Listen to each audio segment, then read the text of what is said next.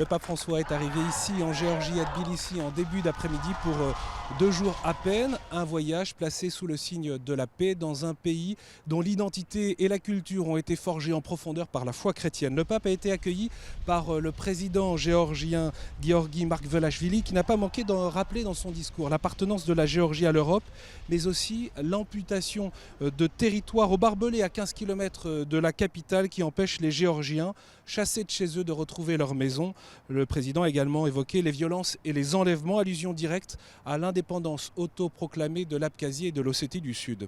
Dans son premier discours en Géorgie, le pape François a répondu au président géorgien. Il s'est fait messager de paix. La souveraineté de chaque pays ne peut pas être négligée. Chacun doit pouvoir vivre en paix sur sa terre ou y retourner librement. Et aux extrémismes violents qui manipulent, le pape y oppose le débat et le dialogue. Et chacun doit pouvoir trouver sa place comme une source d'enrichissement, quelle que soit sa langue, son ethnie ou sa religion. Il est indispensable d'avoir toujours sous les yeux les souffrances, a dit le pape, pour poursuivre avec conviction le chemin patient et dur, mais aussi passionnant et libérateur de la construction de la paix.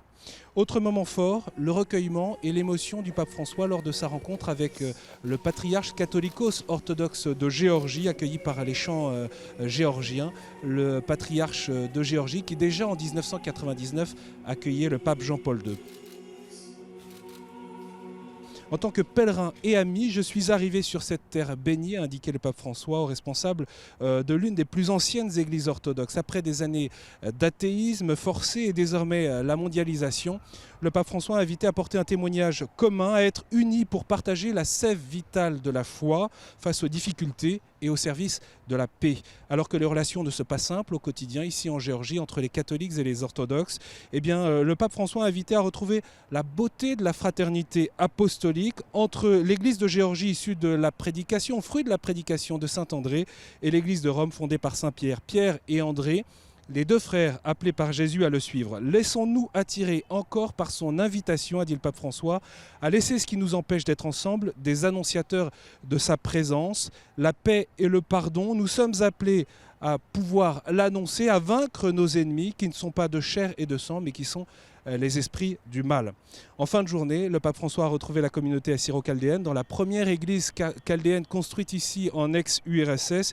Une rencontre marquée par la très belle prière du pape François sur le message de la croix du Christ pour les peuples en guerre, épuisés par les bombes, marquée par la dévastation de l'Irak et de la Syrie. Une prière pour la paix à retrouver bien sûr sur le site internet de KTO. Demain matin, le pape François retrouvera les catholiques pour la messe au stade de Mikhail Meski de Tbilissi où il y a 27 000 places. Ce sera bien sûr à suivre en direct sur KTO. Il sera 8 h, heure de Paris.